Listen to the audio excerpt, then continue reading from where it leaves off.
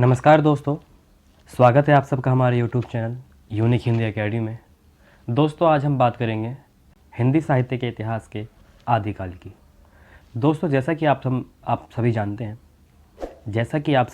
हैं, हमने इससे पहले हिंदी साहित्य के इतिहास अध्ययन की परंपरा और हिंदी साहित्य का काल विभाजन और नामकरण के ऊपर वीडियो बना चुके हैं। दोस्तों, आज से हमारा जो विषय शुरू हो रहा है वो है आदिकाल। आज हम बात करेंगे आदिकाल की समय सीमा, आदिकाल का नामकरण और हिंदी के प्रथम कवि और हिंदी की प्रथम रचना किसको माना जाता है। आज हम इस वीडियो में उसकी बात करेंगे। तो दोस्तों, वीडियो के अंत तक बने रहें, हमारे चैनल से जुड़ें और अपने दोस्तों को जोड़ें। तो दोस्तों, शुरू करते हैं आज की वीडियो। आदिकाल भाग 1।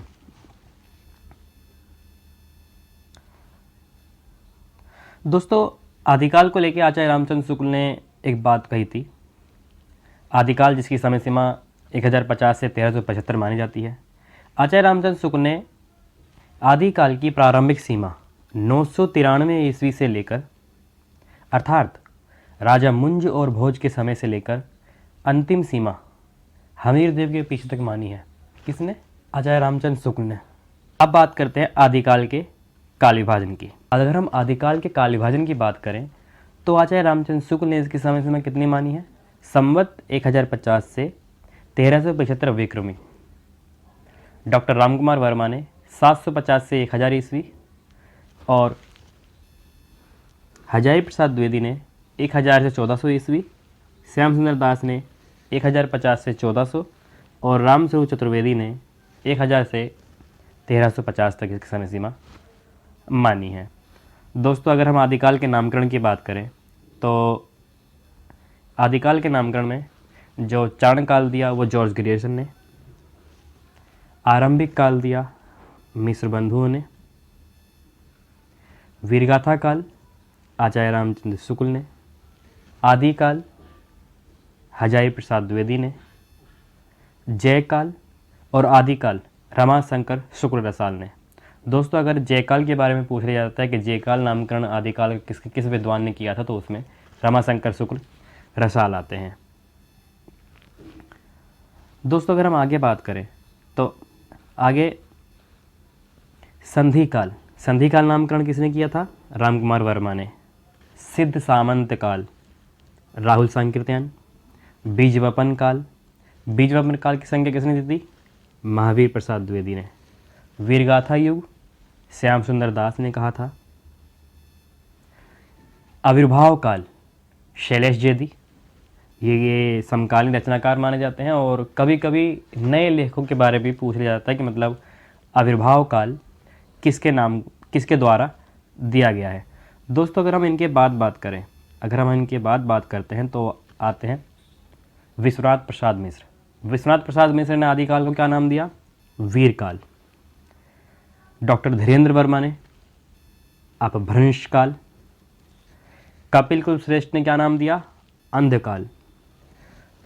दोस्तों, डॉक्टर बच्चन सिंह ने आदिकाल को 2 नामकरण दिए। उन्होंने कहा ये क्या है, एक तो अपभ्रंश काल है और दूसरा जातीय काल है। हिंदी का जातीय काल अगर पूछा जाए कि मतलब आदिकाल को जातीय काल की संज्ञा किसने दी, तो डॉक्टर बच्चन सिंह ने। आधार काल का नामकरण किसने किया? मोहन अवस्थी ने। संक्रमण या प्रवर्तन काल किसने दिया? रामखेलावन पांडे ने।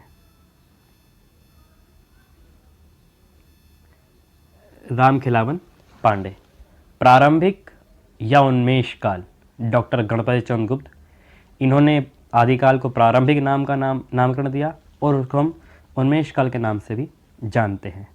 वासुदेव सिंह ने क्या नाम दिया? वासुदेव सिंह ने उद्भव काल का नाम, आदिकाल को उद्भव काल की संज्ञा किसने दी? वासुदेव सिंह ने। दोस्तों, अब हम बात करते हैं हिंदी के प्रथम कवि के बारे में। दोस्तों, जैसा कि आप जानते हैं, आदिकाल के नामकरण को लेकर मतभेद है, विद्वानों में मतभेद है। अलग अलग विद्वानों ने अपने अपने अनुसार आदिकाल का नामकरण किया, आदिकाल का नामकरण दिया।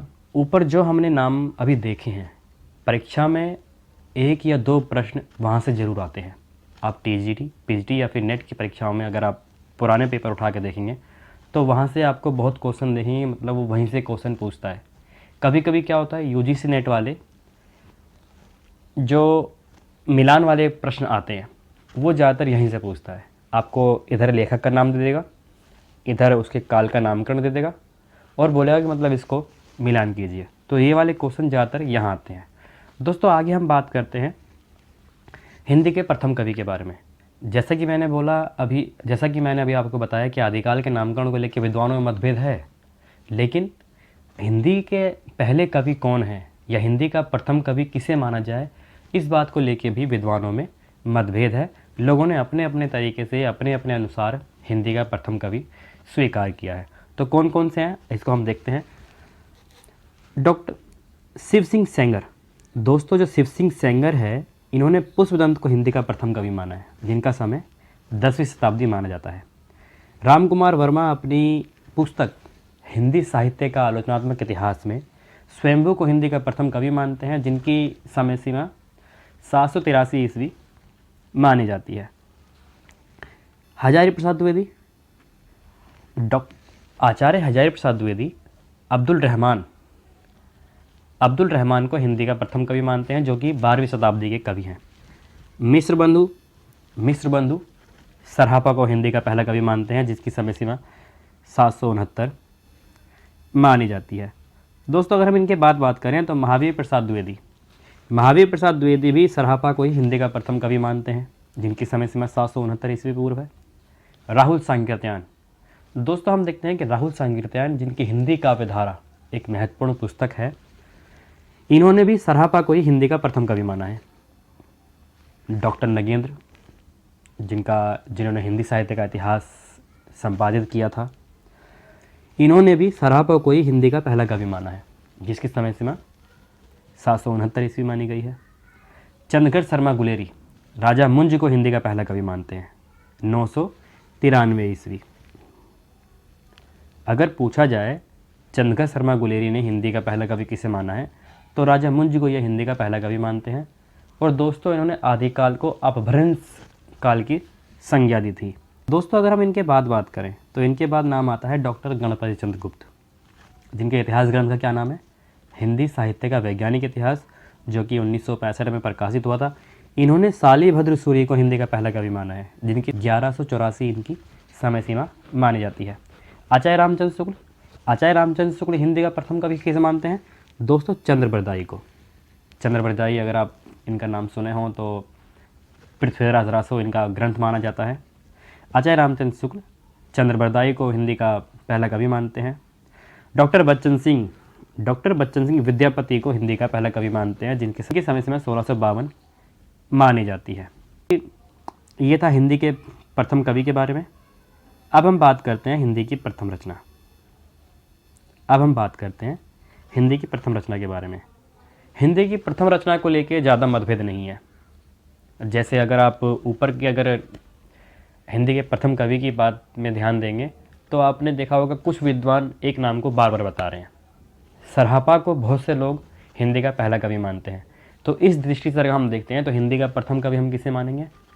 सरहापा को हिंदी का पहला कवि माना जाता है। दोस्तों उसके बाद हम बात करते हैं हिंदी की प्रथम रचना के बारे में। देवसेन कृत श्रावकाचार जो कि 933 ईस्वी की रचना है, उसको हिंदी की पहली रचना माना जाता है।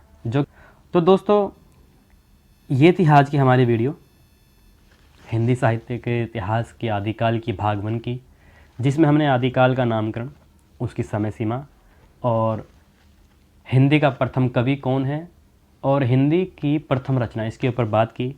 दोस्तों मुझे पूरा विश्वास है आपको वीडियो पसंद आई होगी। आप वीडियो को लाइक करें, हमारे चैनल को सब्सक्राइब करें और दोस्तों आपको वीडियो कैसी लगी आप कमेंट करके हमें ज़रूर बताएं। Thank you for watching. मिलते हैं अगली वीडियो में।